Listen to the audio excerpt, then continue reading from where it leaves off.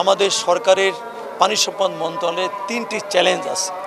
এই 3টি চ্যালেঞ্জের মধ্যে একটি হচ্ছে ফারাক্কা, আরেক হচ্ছে পদ্মা ব্যারেজ, আর একটা তিস্তা মহাপরিকল্পনা। ইনশাল্লাহ আমাদের সরকারে কেবল 3 মাস গেল, আপনারা সময় দেন, দেখেন একটি মহাপরিকল্পনা, একটা ব্যারেজ বা একটা বাঁধ যদি আমরা নির্মাণ করতে যাই, সেখানে আমাদের টেকনিক্যাল অনেকগুলো বিষয় আছে, পরীক্ষা নিরীক্ষার বিষয় আছে, যাচাই বাছাই করার বিষয় আছে। আমরা সেইগুলো পর্যায়ক্রমে করছি।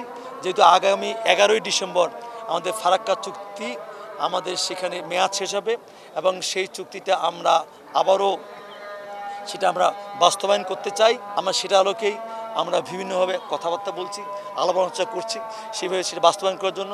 তিস্তা ব্যারেজ হয়েছে, ইনশাল্লাহ পর্যায়ক্রমে আমাদের পদ্মা ব্যারেজ হয়েছে, ইনশাল্লাহ পর্যায়ক্রমে আমাদের মাননীয় প্রধানমন্ত্রীর নির্বাচনী প্রতিশ্রুতি তো ছিল, আমরা সরকার গঠন করলে আমরা তিস্তা মহাপরিকল্পনা বাস্তবায়ন করব।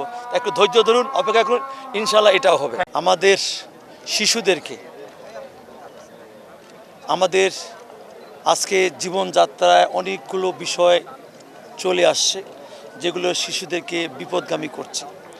সেখান থেকে মোবাইল সহ আরও নানাবিধ, সেখান থেকে শিশুদেরকে আমরা আগামী দিনের দেশ গড়ার ক্ষেত্রে তাদেরকে আমরা যদি গড়ে তুলতে চাই, সেখানে শিশুদেরকে আমাদের খেলার মাঠে নিয়ে আসতে হবে।